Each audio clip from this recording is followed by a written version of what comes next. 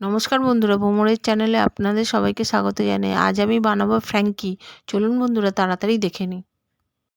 500 গ্রামের মতো ময়দাকে তেল, স্বাদ মতো নুন দিয়ে ভালো করে মিক্স করে নিয়ে কুসুম গরম জল দিয়ে ভালো করে মেখে নেব। মাখা হয়ে গেলে অল্প তেল দিয়ে আরও একবার মেখে নিয়ে ঢাকা দিয়ে দেব।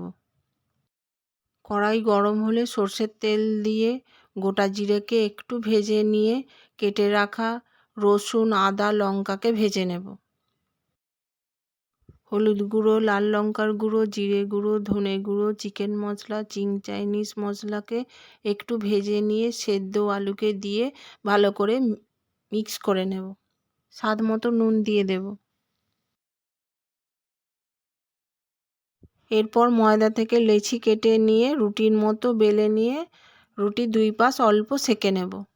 রুটিকে প্লেটের মধ্যে নিয়ে টমেটো কেচাপকে রুটির মধ্যে এইভাবে মাখিয়ে নেব।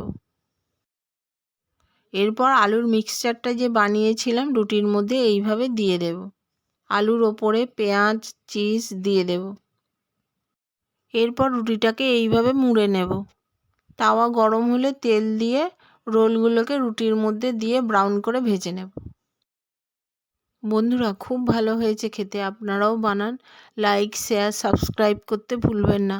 আবার দেখা হবে নতুন কোনো রেসিপির সাথে। ততক্ষণ ভালো থাকুন, সুস্থ থাকুন।